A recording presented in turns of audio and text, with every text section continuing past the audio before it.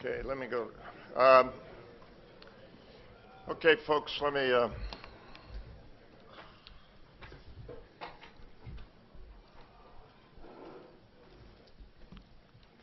Well, I think it's readily apparent when the nation announces that it's going to try and reach some form of equilibrium with our global commitments, that an event like this would take place with so many people here. The Pacific is and has been an important theater for the United States Army. And as a matter of fact, most people don't realize that the majority of battle streamers on the Army flag actually are from the Pacific. Not to rehash history, but I was the 32nd Chief of Staff of the Army, and I entertained my Filipino counterpart in Quarters 1, and over half of the Chiefs of Staff to that time were either born in the Philippines or fought in the Philippines or both. And there's been a Chief of Staff since the turn of the last century. So it has been a big part, certainly, you know, for the last century. And once again, here we are, sort of dressing it up a little bit. So anyway, there's lots to be done and lots of things to learn. And I'm pleased to be able to just acknowledge right up front that your association is out there with General Wiercinski and his people as we put this together and try and get some spotlights on the U.S. Army in the Pacific. So without any further ado from me, I'm going to turn it over to him. The subject is the Army in Asia, Pacific Engagement Rebalancing. Sounds like an appropriate subject, so General Wiercinski, over to you, buddy.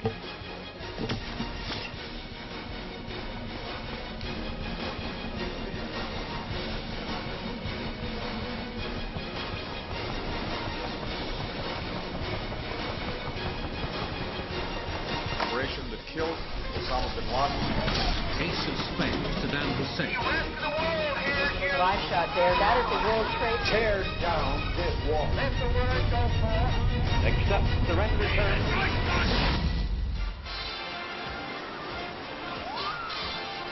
From the 27-yard line, through the canard. We interrupt this broadcast to bring you this important bulletin from the United Press.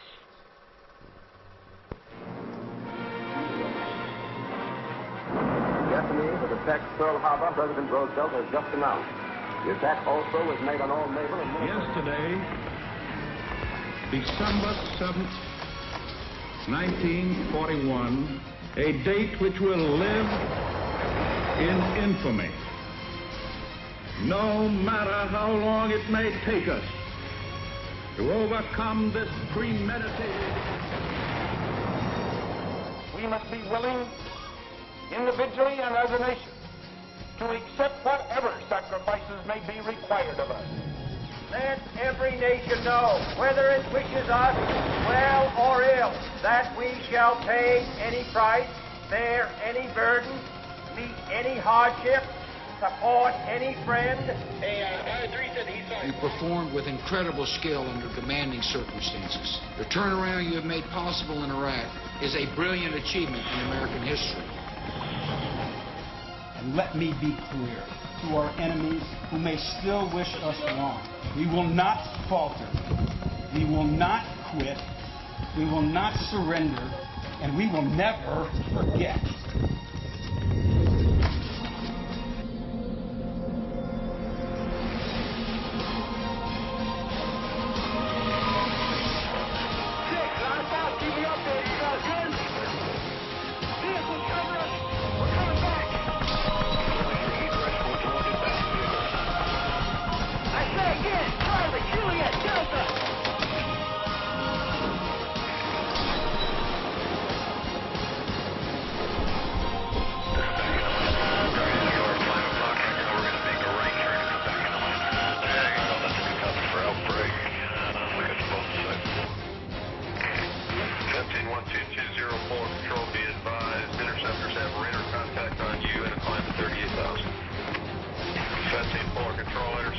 right, 2 o'clock, 16 miles, 40,000, climbing.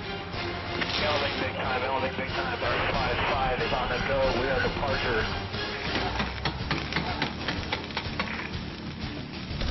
To the national focus shifting to the Pacific region, as Joint Base Lewis McChord and 1st Corps will have a significant role in this historic shift. The strength of our nation is our Army, the strength of our Army is our soldiers, and the strength of our soldiers is our families. The damage is ongoing right now, but maybe... ほとんどこれを見ていますと、木造の家屋はもうひとたまり。 We're loaning some of our equipment, and a lot of volunteers are coming out to try to start to clean up, and it's going to be a long, slow process. That American troops will now train Iraq's 650-member security forces in Operation New Dawn. Kunar province on Afghanistan's eastern border. It's a key transit route for militants from Pakistan.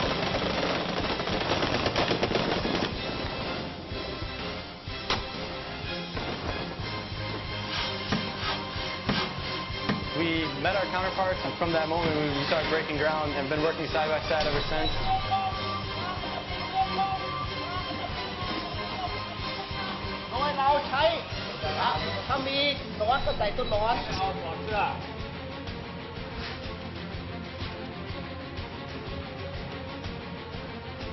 I think the bonds that we forged with the soldiers from India are what we will all take away from this as being the #1 priority. North Korea shelled an island where military exercises... Shelled on North Korea, on one of its border islands.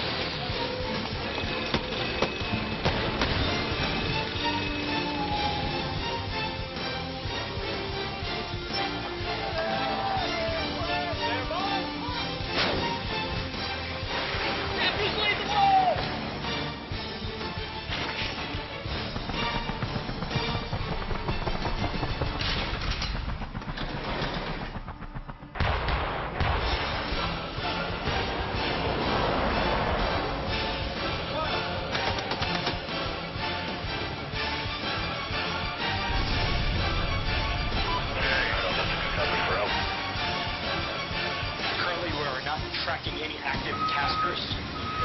There is no change to task organization. I'll be followed by intel.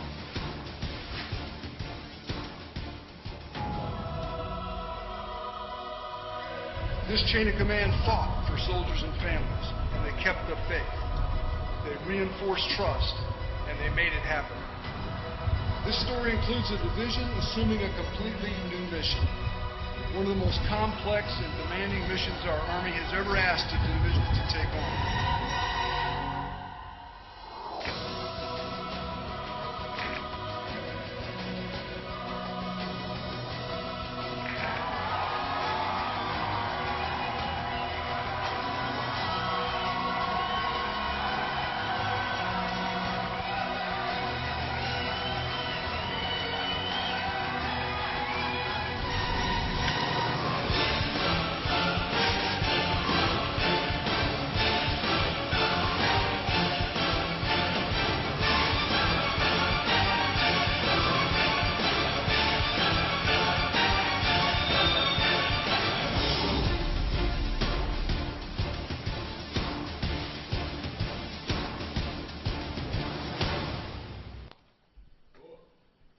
Good morning, ladies and gentlemen. Good morning, can you hear me? Okay. The recruiting booths are in the back of the room. Every time we show that video, it fires everybody up. Great to see everybody here today. Thank you so much for coming to our panel. Great to see so many mentors. General Foss, great to have you here, sir. General Nixon. And all of our CASAs and all you ladies and gentlemen, great to be here. I am quite honored to be sitting here on this panel of, quite frankly, experts. And I'm dying to be able to talk to you, but most importantly, I think we're all really interested in hearing your questions. Now, they say making good decisions comes from experience. And they say you gain experience by making bad decisions. Last year I made a bad decision as a leader of a panel. I allowed general officers to speak more than they should have spoken. Now I have experience. And will make good decisions. And since there are 7 of us on this panel, we will hold it to about 10 minutes apiece. And I will do the tap at about 1 minute to give us some time to speak. But we really want to get after your questions, because I know there's a lot of the rebalance, the pivot, the shift, the refocus, whatever you want to call it. For us, and those of us who are in the Asia Pacific, we never left. And for us, we're just talking about the refocus. And it's not about what we're getting, it's what we're getting back. We have been a little busy in the last 11 years, and over those 11 years, U.S. Army Pacific has deployed over 170,000 soldiers into the fight, and rightfully so. It was our national priority. But during those 11 years, the PACOM commander, Admiral Willard and now Admiral Locklear, did not have their army, did not have that weapon system in their quiver as part of the engagement, the exercises, and the opportunities with our allies, partners, and friends in the Pacific. The United States Army is back. 25th Infantry Division is home, and just as recently as last week, 1st Corps has now been realigned back into the Pacific. October of last year, 8th Army came under the Title 10 responsibilities of U.S. Army Pacific and gave us one Army Service Component Command in the Pacific. And with our 70,000 soldiers, the PACOM commander now has his Army in the Pacific. I only have 3 slides for you myself. The first one we have given to you. It's becoming somewhat noticeable in Washington and with all of our partners, allies, and friends. We call it the placemat. And quite frankly, if you come to my house for dinner, I use it as a placemat so I can talk to everybody about it. It is a one-stop shop of about the United States Army in the Pacific. You saw the video. Most people, when they think of the Asia Pacific, they think of our Army and Air Force brethren, and truly incredibly important as our joint partners in the Pacific. But it is an Army theater. 7 of the 10 largest armies in the world are in the Pacific. Of the 28 nations that have militaries in our area of responsibility, 27 of those nations are Army dominant. 21 of the 28 chiefs of defense are Army generals. We in the United States Army deal in the human domain, the land and human domain. 60% of the world's population, 60% of the world's economy, and growing daily.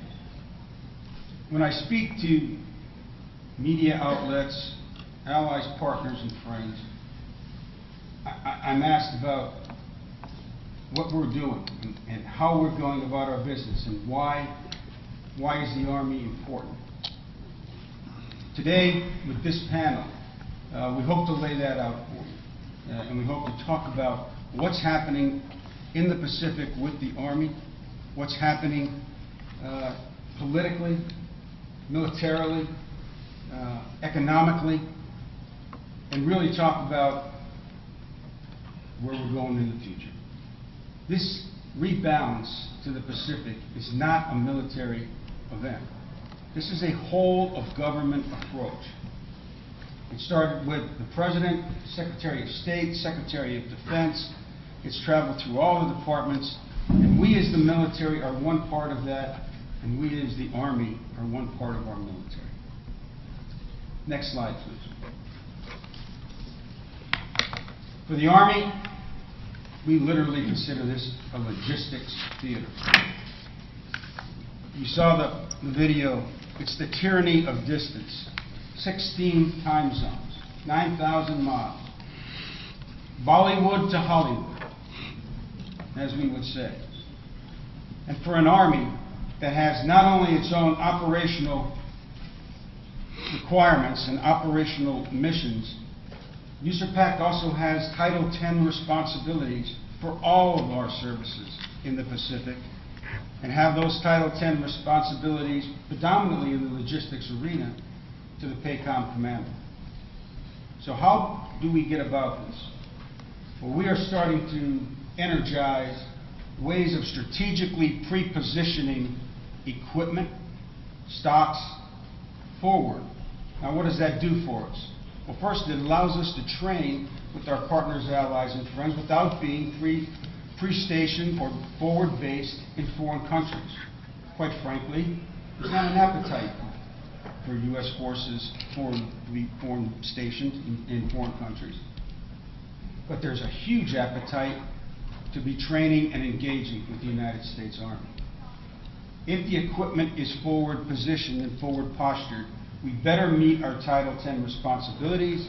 We reduce the cost of exercising across this tyranny of distance that we call the Asia Pacific, and we are postured and better prepared should any contingency arrive. We are now working this very, very closely, particularly as we draw down from Iraq and Afghanistan, and we start to move equipment. We have a place. And between our governments, we are discussing this with our allies and our partners about what the best strategic options are coming into fruition in the future. Next slide. And this will be my last slide, and I'll turn it over to the real experts. You've heard the chief talk about realignment of forces and having those elements, brigade combat teams, major command and control headquarters available in the quiver of the PACOM commander. For us, the big mover in the area, and welcome back, is First Corps. Clearly focused now on the Pacific, and now going to be exercised completely in our AOR. And Bob Brown will talk to you about that. 25th Infantry Division, back in Oahu, back to being Tropic Lightning, back to being the Pacific's division. And of course, our great forces, 8th Army, 2nd Infantry Division, and all their enablers, focused every single day on and being prepared to fight tonight. And J.D. Johnson will talk to you about that. I'm very pleased to also have available here today Brigadier General Barry McManus from Australia. He's the defense attaché here, good friend. Talk about the relationship with our other nations in the AOR. I'm very happy to announce to you that on 4 November, Major General Rick Burr of the Australian Army will become my Deputy Commanding General for Operations in Hawaii. It's a first for U.S. Army Pacific. Bob Brown, 1st Corps Commander, and he will give you a tremendous overview of what the Corps brings back into our theater. Ambassador, I must tell you, great to have you back. Ambassador Moriarty, not only the former ambassador of Nepal and Bangladesh, and so many other department leads, particularly in the Asia Pacific, but I have used him extensively as a sounding board before I travel to our partners in the area, and has given me great advice. We're very pleased to have Tom Kelly here from State. Tom is going to give the mill political overview. Again, I consider a tremendous colleague and someone who I visit when I go to the State Department. I think he brings that perspective that is tied to us literally since 9/11. Our state colleagues have been tied together with us at the hip, and we're so pleased to have him. J.D. Johnson, 8th Army in Korea, will give a fascinating overview of how things are changing on the peninsula. Many questions that I've received this week. And Del Turner is going to talk about this beast that we talk about, the tyranny of distance and logistics in the theater. I think we have truly a great panel for you, and we will look forward to your questions. I am now going to turn it over to my friend and mentor, Ambassador Moore. Sir. General, thank you. Thank you for those very kind words. Can you hear me back there? Everybody got me? Okay. I'm basically going to give a quick overview of U.S. experience in Asia and the U.S. way going forward in Asia. Let me start out, though, of course, by saying how honored I am to be here. The organization itself is important, but look at the interest we have here in the topic today. I'm not sure that somebody coming to talk about Asia at a convention 8 years ago would have gotten this degree of interest in the question of Asia. Why? Well, now I think that people are beginning to realize that we are talking about the biggest strategic challenge facing the United States in the 21st century. First slide, please. I love to start out talks with a glaring error, so I made sure that I put a subtitle that was totally incorrect on my first slide. Next slide, please. This, of course, is one of Commodore Perry's ships sailing into Japan in 1852. I would thus argue that ever since the United States reached the Pacific, minds were looking out across the sea and saying, what is the future of this ocean? Where does it bring the United States? Millard Fillmore is regularly ranked among the 10 worst presidents the United States ever had. But he had the foresight to say, our future is in Asia. Ever since then, presidents from Teddy Roosevelt to Richard Nixon would stress in their public comments how important Asia was to the future of the United States of America. Next slide, please. Now, reality is catching up with the rhetoric. No matter how you look at it, what you take as your measure, whether it's just on the economic side, foreign direct investment, trade, I love this one, just the sheer size of the economies. You see that Asia is rapidly becoming more and more important. If you look at the United States as a society, our fastest growing immigrant group are Asian Americans. So we talk about a rebalance, a refocus, a pivot. What we're really talking about is a shift in vital U.S. interests and the response of the U.S. to that shift. Next slide, please.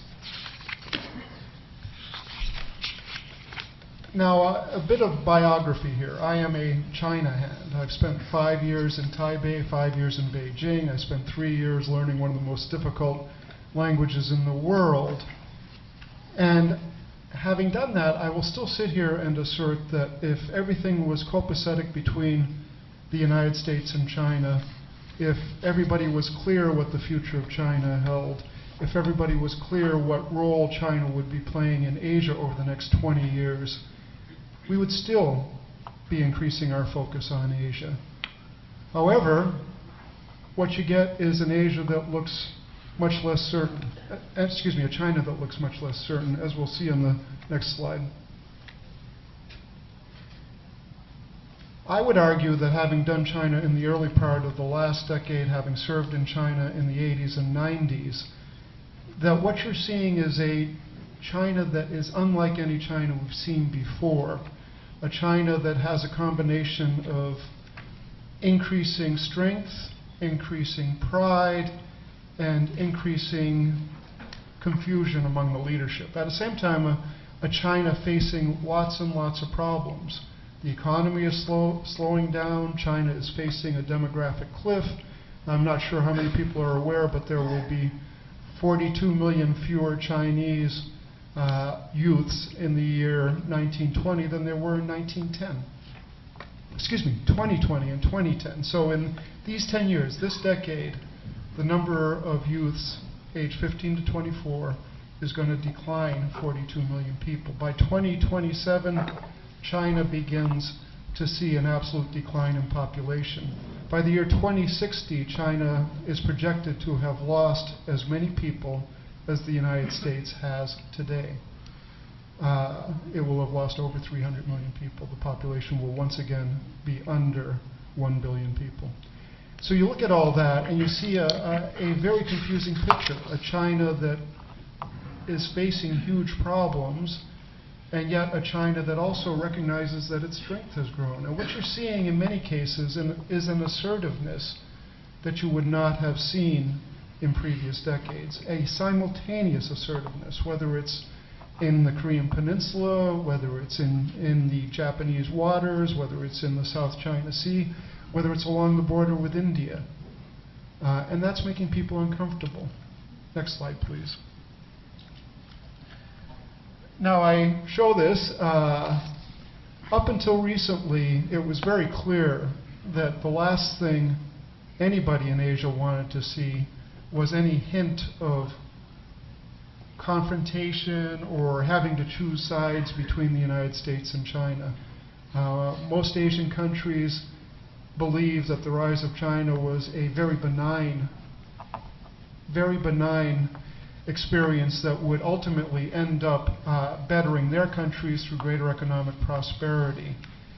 There was a belief that the United States had an important role to play, but it certainly wasn't in any way to irritate China. Now that's beginning to change somewhat. Again, getting back to what I said earlier about Chinese assertiveness. Next slide, please. This is a demonstration in the Philippines. I think you've all heard about the friction in the South China Sea, where the Chinese have a very aggressive claim on virtually all of the sea. That claim overlaps with claims from a number of countries, the Philippines being a particularly troubled one because the Chinese claims come in very close to the islands directly controlled by the Philippines. Moreover, there have been aggressive moves. The Chinese have gone into a shoal claimed by the Philippines. The Chinese have set up a metropolitan government covering all of the South China Sea. The Philippines is very worried, and you are getting a little bit of reaction. Next slide, please. What's the U.S. response? What should the U.S. response be? How should it go? I put this up there because obviously this is what it should not be. We've used the term whole of government already. Well, it goes beyond that. It's whole of government and whole of society. The military component is important. The trade and investment component is just as important. The TPP needs to go forward. U.S. companies need to be involved in the growing markets of Asia. U.S. educational institutions need to continue to service and to encourage students from outside the country, particularly in Asia. That's a key part of a successful rebalancing, a successful pivot to Asia. Next slide, please. We're going to get into this all morning long, but I just want to speak as a former ambassador, an ambassador to two countries on India's periphery. This, as you will see, is actually an exercise that we did with the Indian Army. In Bangladesh and Nepal, where I served, the U.S. Army played a critical role, and seemingly in small numbers with relatively few resources, but a critical role in helping develop the capacity of the local forces through small-scale training exercises, and more importantly, keeping the lines of communication open. I'll put it in concrete terms. When I, as ambassador, faced problems in Bangladesh with the transition back to an elected government, I had to make sure that the Chief of Army Staff was totally on board. The Army relationship played a key role in me accomplishing that goal, and played a key role in making sure that Bangladesh successfully went back to elected democracy. In Nepal, again, small training groups, special forces, Army special forces, helped bring up the capabilities of a ranger battalion to the point where the Maoists agreed that the 10-year insurgency that they had fought wasn't going anywhere, and it was time for them to get into a political process. So I look upon these as very important tools for U.S. foreign policy to use overseas. In many countries, the investment is not great. It consists of time, attention, and relatively few concrete resources to build the kind of relationships, to build the kind of capabilities that are absolutely vital. Next slide, please. and I'm afraid of a knuckle here, so we're going to continue moving along. I want to stress just 3 points. One I've already raised. When we talk about rebalancing, when we talk about refocusing, what are we talking about? An extremely broad effort. It is something that is going to happen to some degree. U.S. business is going to get involved there, but we've got to make it easy for U.S. business to go there. One of the most important things I did as an ambassador was to make sure that U.S. business got a level playing field in the countries where I was located. It's going to need a continuing focus. Personally, I think that's going to be there. You will see maybe ups and downs. You will see different administrations call it perhaps different things. But there is going to be a fundamental shift in U.S. focus, and it will be towards Asia. And finally, as I said, if you look at the U.S. government, it is across the board. It is the Army, importantly. It's the other parts of our superb military forces. It's getting good diplomats out there. It's making sure that we give development assistance that has a real impact. And critically, it's important that we get out there and sign the trade pacts and to protect U.S. business out there. Next one. And finally, having gone through all this, I sincerely believe that conflict in Asia is easily avoidable. We are worried about some trends, but frankly, some of the other, perhaps even more important trends are incredibly reassuring. The economies of the U.S. and those of Asia are increasingly intertwined. The two biggest powers, U.S. and China, have no interest in seeing a conflict. I bring this picture up at the end. This is a picture of visa applicants at the U.S. consulate in Beijing. When I first took this picture out, it was to say that there are 128,000 Chinese students in the United States. That was a year and a half ago. Now I have to say that there are 160,000 Chinese students in the U.S. Those are all people who are going to go back and play an important role in their country, understanding our country, and I believe the vast majority of them convinced that confrontation, conflict doesn't lead anyplace. So I am fundamentally hopeful it will take long-term engagement, and I think we will see that long-term engagement. Thank you. Avoided the knuckle wrap. Absolutely perfect, Ambassador. Thank you very much. Let me turn it over to Lieutenant General J.D. Johnson of the 8th Army in Korea. J.D. Thanks, General Wiercinski. First, let me thank AUSA for allowing us to have this opportunity to talk this morning, and General Wiercinski in particular for pulling together this panel. And I look forward to the questions that will come after this. Go to the first slide, please. Let's start off with it being an historically significant time. We're 62 years from the beginning of the Korean War. At that time, of course, at the end of the Korean War, the country, the Republic of Korea, was reduced in many ways to rubble. And so in just 60 years, the Koreans have built their way back to, depending on the source you go to, the 13th largest economy in the world, one of the most modern countries in the world, by all rights, the most wired country in the world, and a great ally. And at the same time, the region is experiencing significant political change. So we've had elections in Russia, we've had elections in Taiwan, Japan. We've recently, in the last few months, elected new national assemblymen in South Korea, and we're in the middle of a political campaign right now for the presidency of the Republic of Korea. That election will be on the 19th of December. We've had regime change in North Korea with Kim Jong-un replacing his father there a little over, or almost a year ago.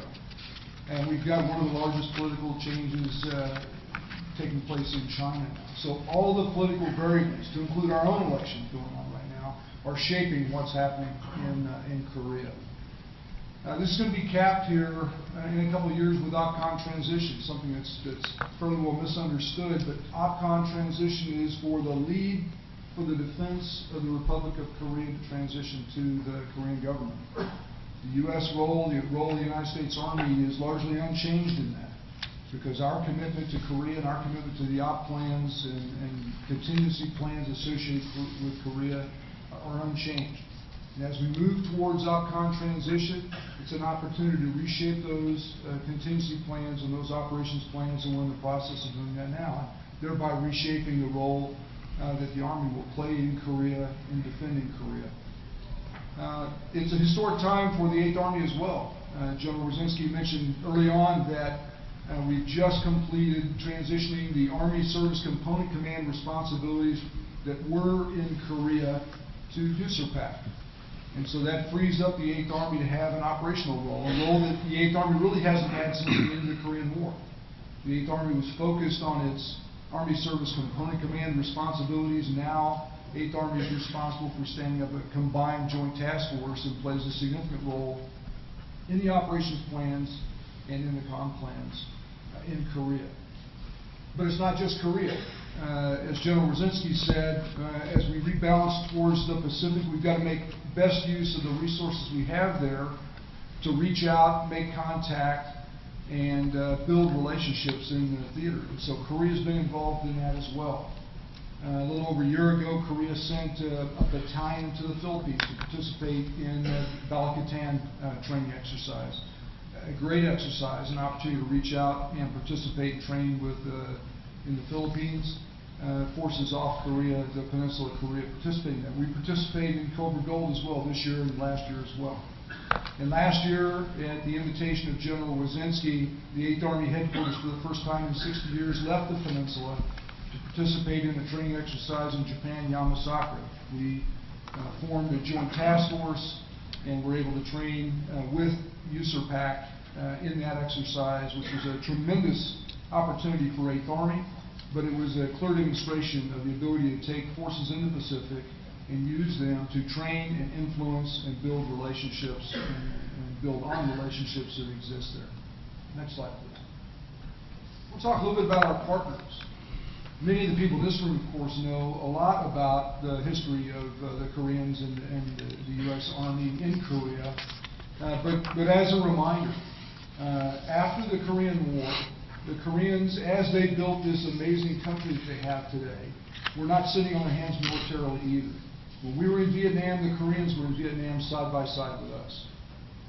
When we went into Iraq, the Koreans went into Iraq side by side with us, with a division.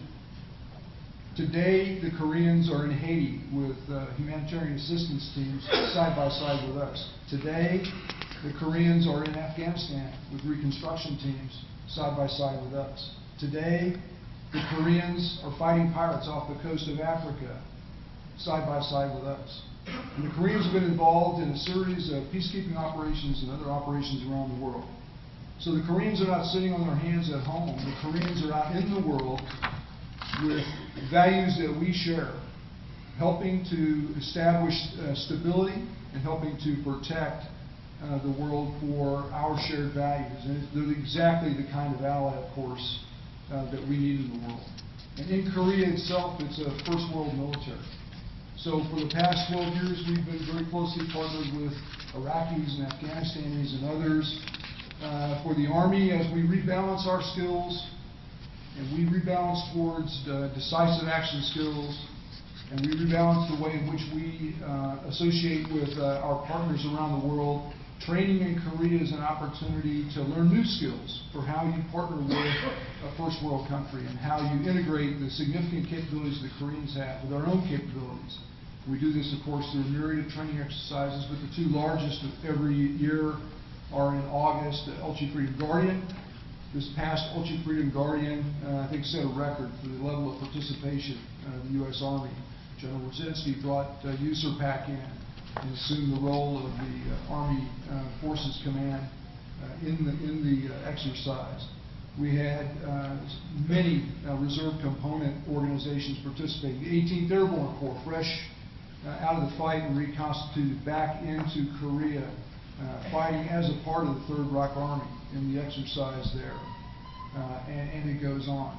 So significant refocus on Korea, with the benefit, of course, being that we're better prepared, better ready to execute the operations plans that we were called on to do so, strengthening the alliance, and also, though, investing back in the U.S. Army the skills that we need to balance our skill sets for whatever may come in the future. And Korea is a great place to do that. As you see on this slide, you see those that lost their lives and were wounded in the Korean War.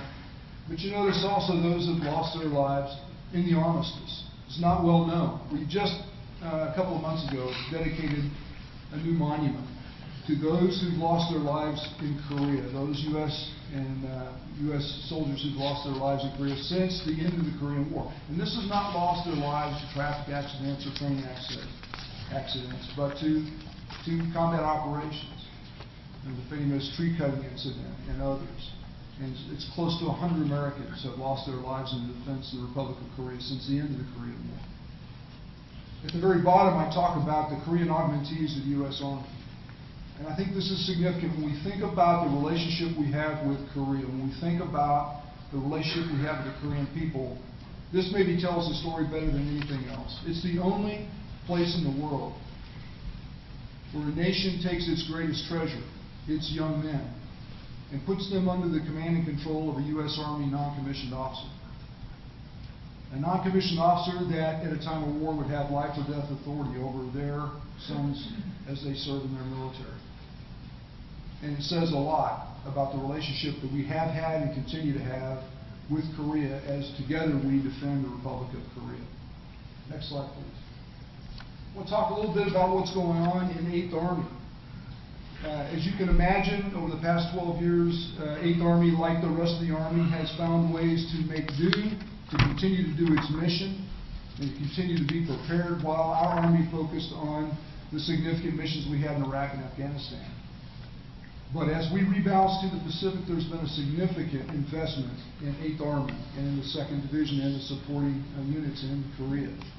In the last 2 years, we've gained the newest main battle tanks, the newest armored infantry carriers, the L model UH-60s, our best lift aircraft. We have the nation's best attack helicopters there. Just before I left to come here, we had a ship arrive that offloaded 78 MRAPs. So you see an investment in the ability to be able to take on the terrible weapon of IED that we face in other theaters that we would expect to have to face here as well if we had to execute combat operations. On top of that, Korea has the Army's newest fully digitized training range. Phenomenal facility that we train on and we train with our Iraq allies. Huge investment. We in Korea also have invested very heavily in live, virtual, constructive, and gaming technologies, and pulling all that together to be able to train battalion combat teams, combined arms battalions, to be able to fight in the Korean theater. And in every case, partnered with our Republic of Korea Army allies, because it's together that we're going to fight. And the better we understand each other and how to interoperate and do our business, the better it's going to be for us if we're ever called on to do that job. And in every case, it's improved our readiness and improved their readiness as well. And so the message that I bring to you in the short time that General Wiercinski's given me is that it's a historically significant time here in Korea, that it's important that our Army be as ready as it can be to be able to face the changing situation in North Korea, to be able to smoothly transition the alliance in the Republic of Korea, and to be able to do the other things that our nation and our Army needs us to do across the Pacific in concert with PACOM and U.S.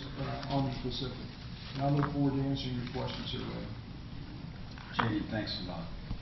I'd like to introduce the Principal Deputy Assistant Secretary of State for the Bureau of Political and Military Affairs.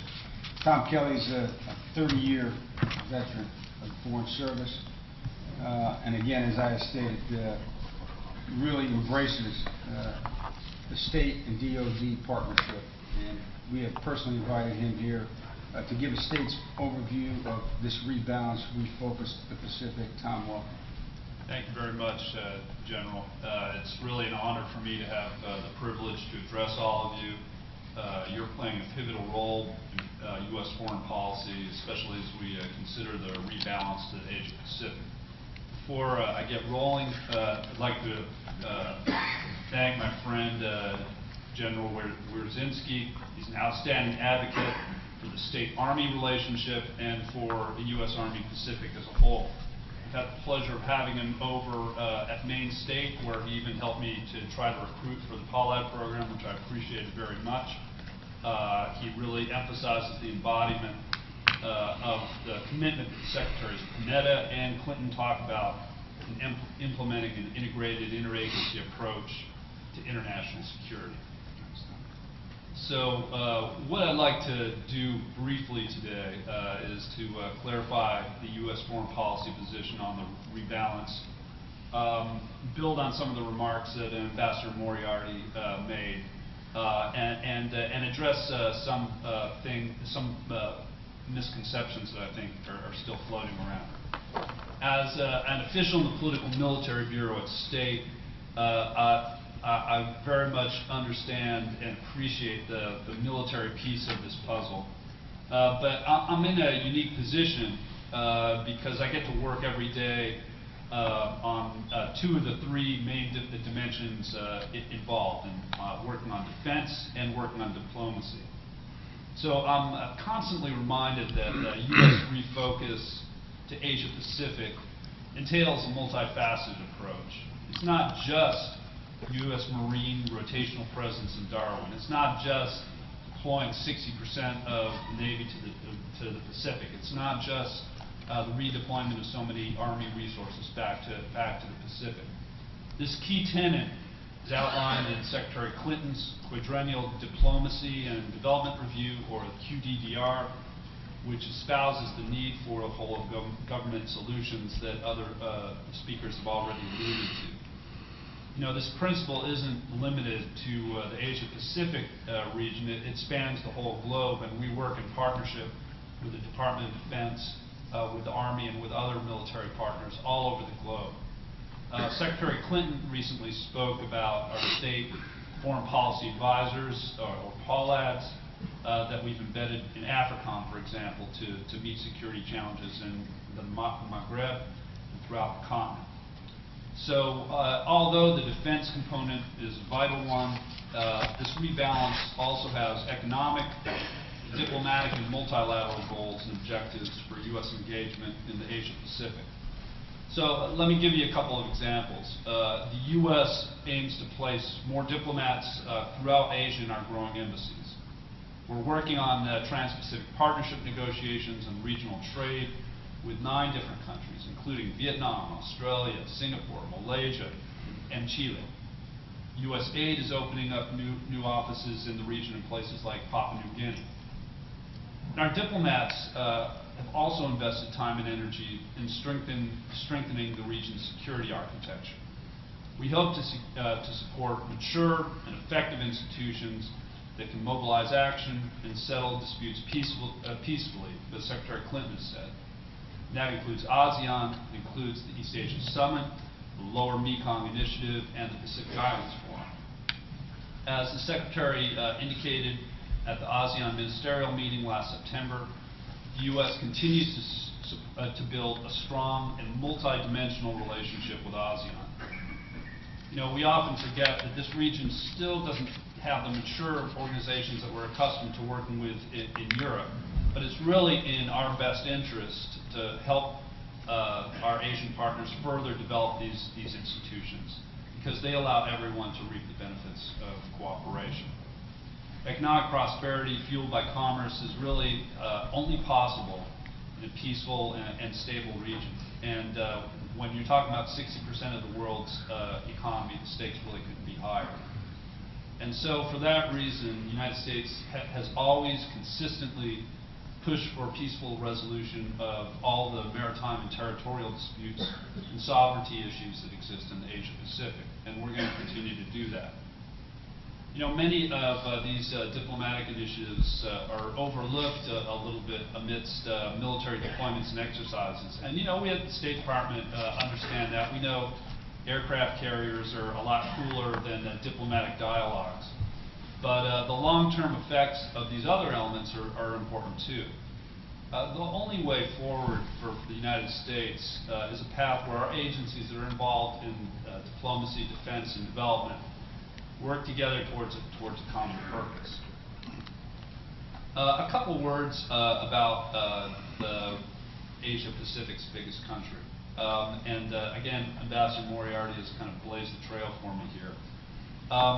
We've made it clear many times that the U.S. rebalance to Asia Pacific is not aimed at China. We're seeking a positive, cooperative, and comprehensive relationship with China, and we really believe that they want and they need the same thing. And that's why every year we have hundreds of officials from both countries at a very high level attend the U.S.-China strategic and economic dialogues.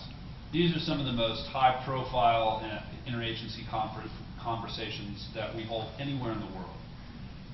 The U.S. doesn't aim to encircle China.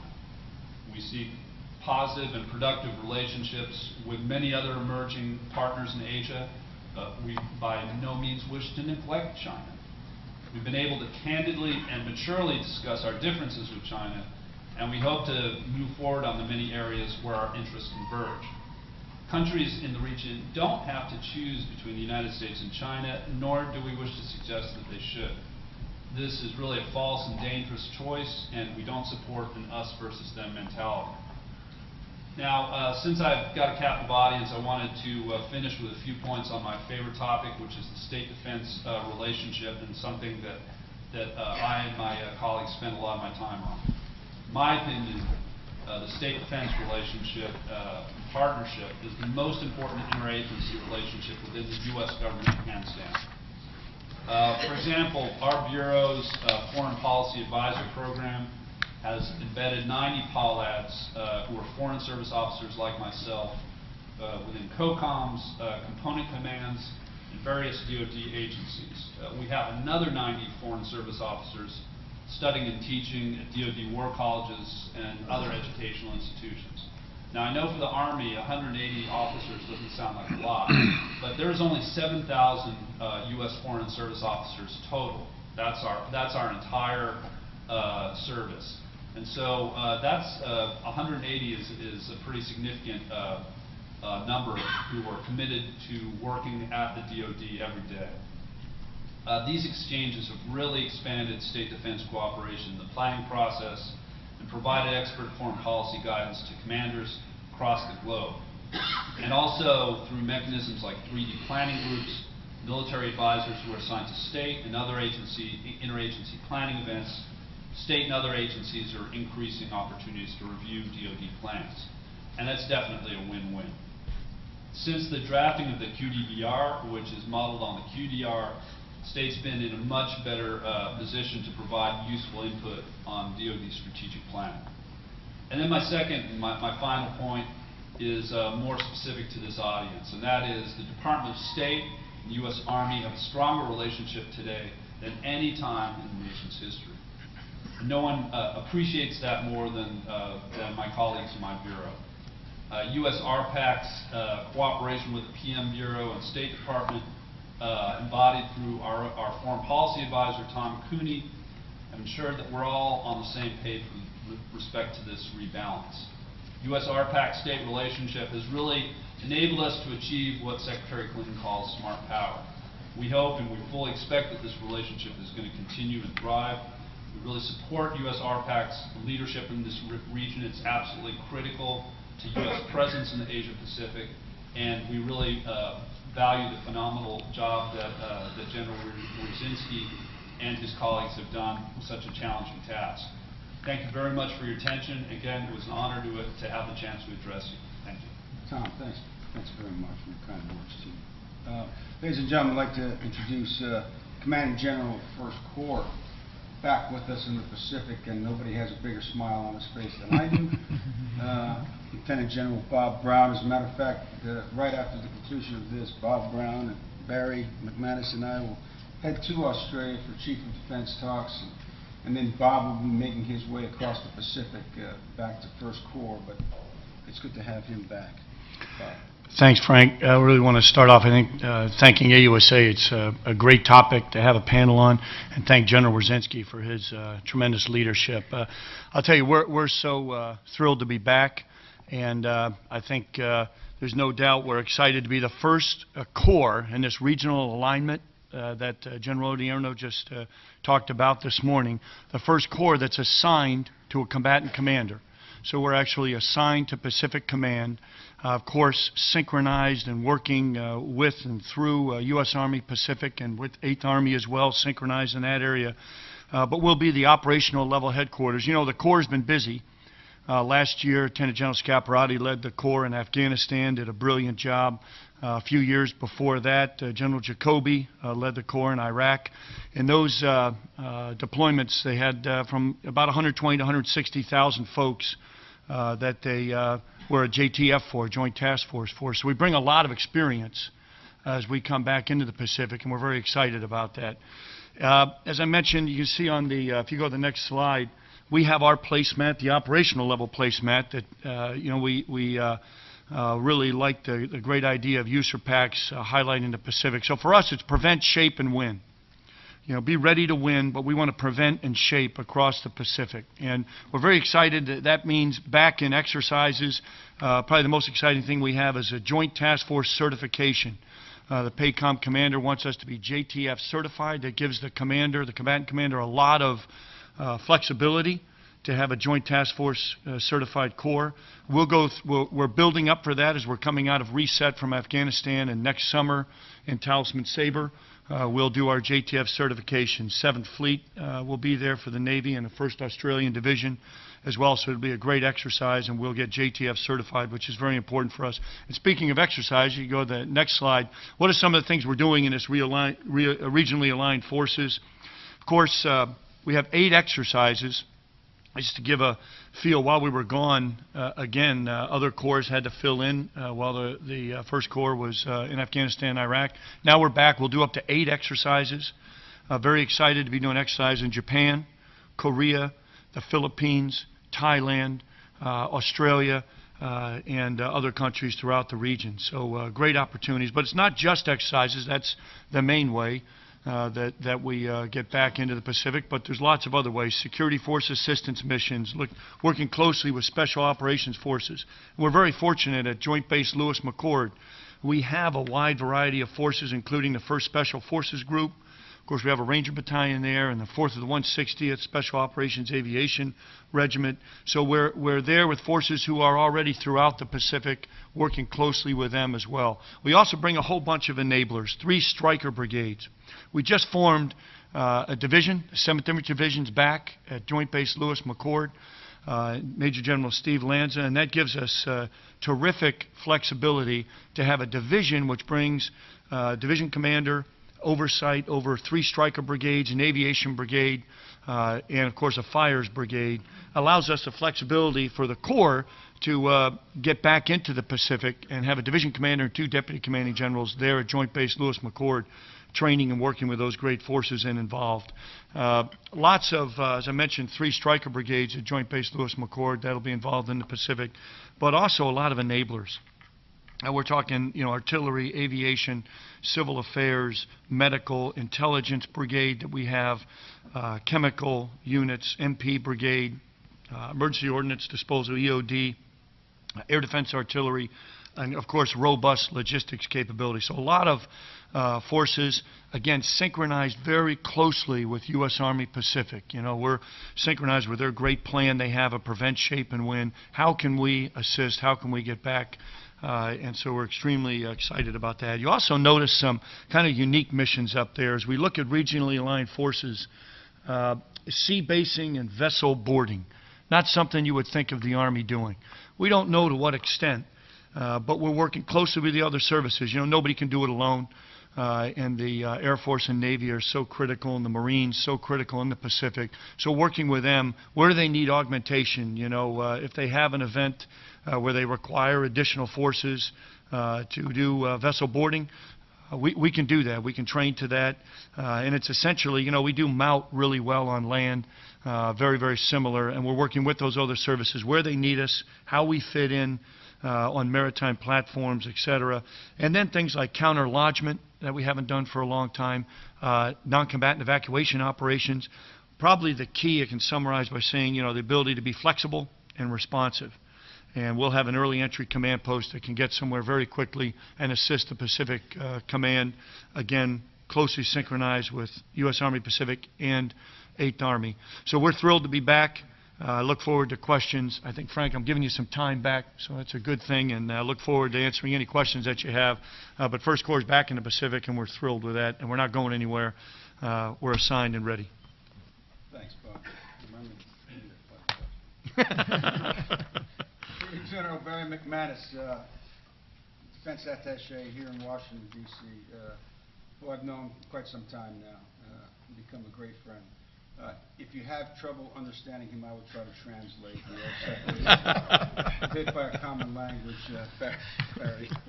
Sir, thank you very much. Good day to everybody. Good morning.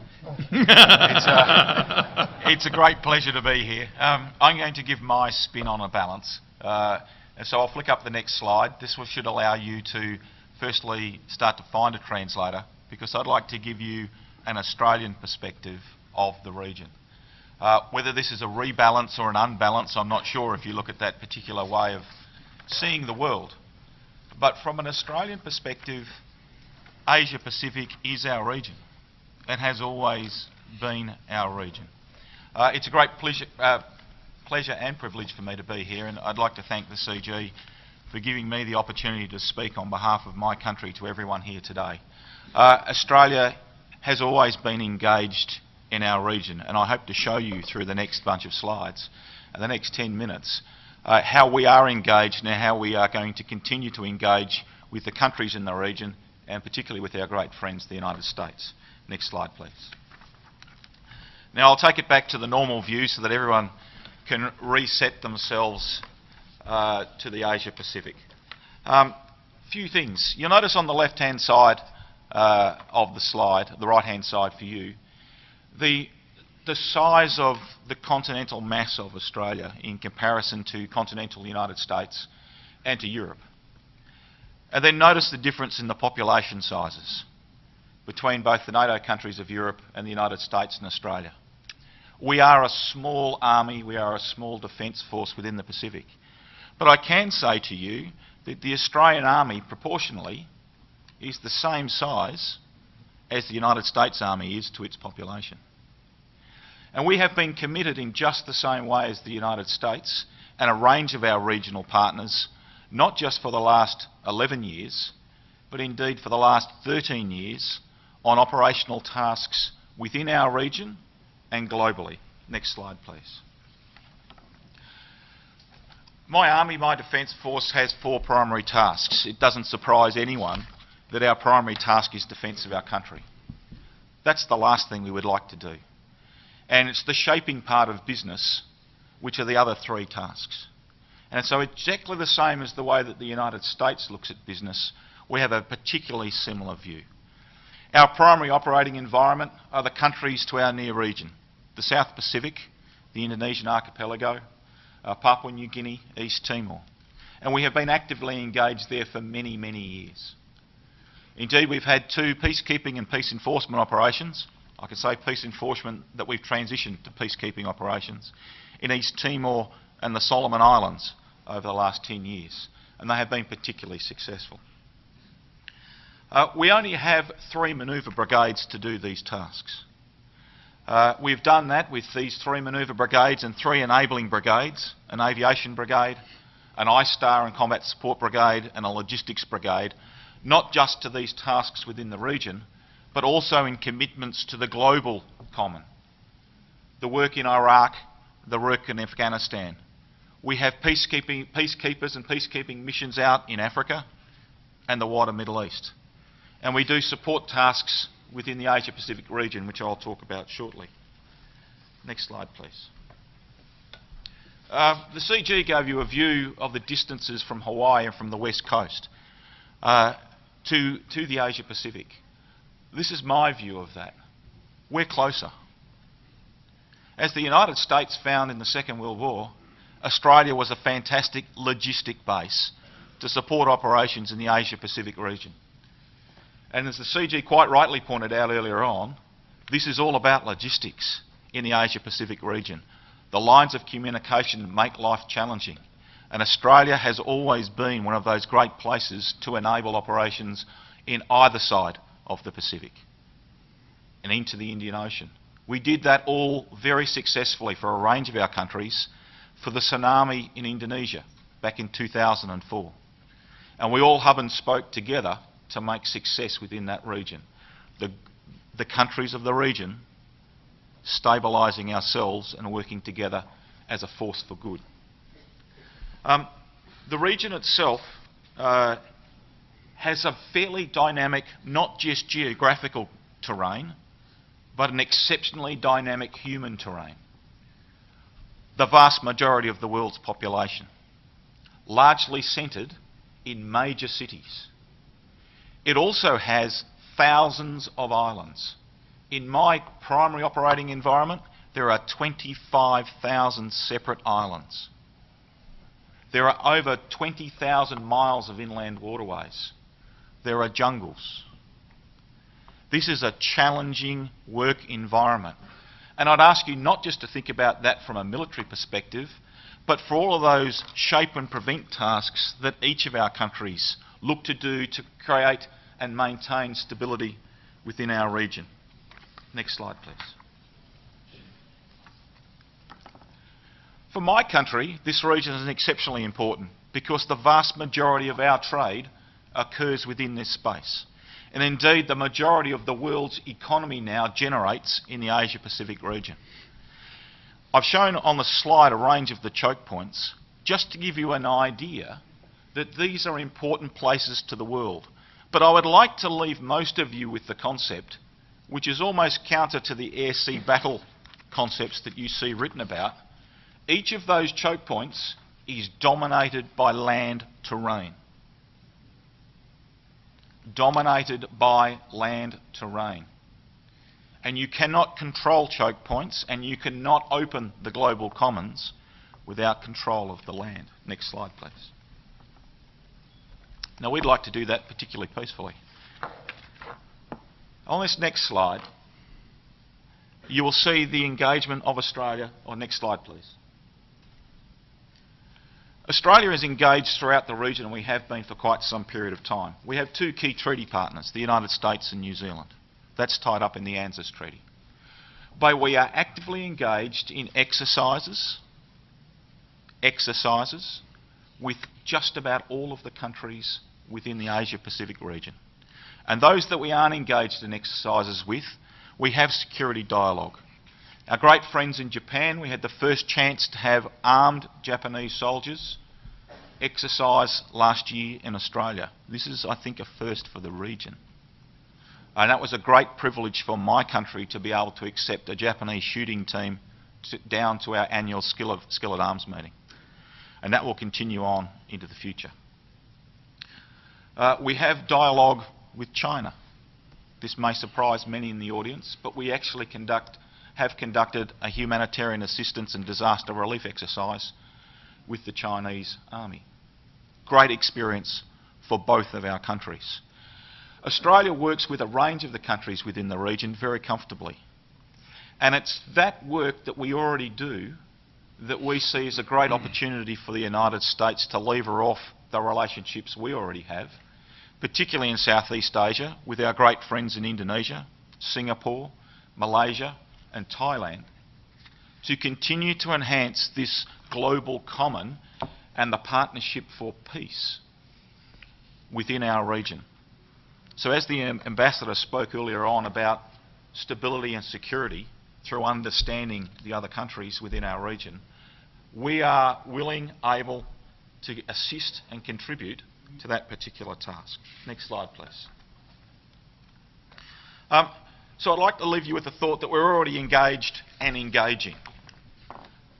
This is something that we have been doing for at least the last 70 years, if not longer. We have formal staff talks with most of the regional countries. We have a defence cooperation program, which is similar to your security cooperation program, again with most of the countries in the region. We particularly focus on the Pacific Island countries, but extend it into the wider Pacific realm. We're very excited about the opportunity next year to be working with First Corps again on Talisman Sabre. This is a huge step again for us in maintaining that relationship with First Corps that started back in the Second World War. We also have great opportunities levered by the United States for work with Japan. And through the great foresight of General Kimazuka and General Wiercinski, we were invited to join bilateral discussions as a trilateral partner this year with Japan. So General Bancho, sir, if you could pass on to your boss our greatest appreciation for his foresight, because that is a great opportunity between our three countries for success in the region. The other one that the CG mentioned, which we're particularly excited by, is the DCG position at USAPAC. This is an outstanding opportunity for my country. It's an outstanding opportunity for General Burr, who will leave command of our 1st Division to take up this appointment. But it's nothing new. Most of the uniformed members in the audience will have seen Australian Army uniforms embedded in US organisations in Iraq and Afghanistan for the last 10 years. I've had the great fortune to be a commanding general inside a US 3-star organisation in Iraq. And there are many, many more like me in my army who have had that privilege. That's the relationship we already have. And so if somebody thinks that the DCG going to USAPAC is unusual, it's only because we haven't been smart enough to work that out already. So it's a great opportunity for us to do that. And my thanks again to the CG for the foresight in inviting us to take up that particular appointment. In summary, Australia is here to be engaged with the United States and with all of our regional partners. We exercise with just about everybody in this region right now, and that's not going to change. We will work cooperatively with everybody to ensure understanding amongst our military organisations, and we're looking forward to the challenges as the US rebalances in the Pacific. Thank you. Thanks, Barry. Major General Turner is the Commanding General of the U.S. Army Security Assistance Command. Right? You sure? We have placed the major task on him, as we have talked about this tyranny of distance and logistics, and I hope he's going to explain it to all of us, because I'm as interested as you are in his thought. Thank you, sir. As General Wiercinski said, I'm Del Turner.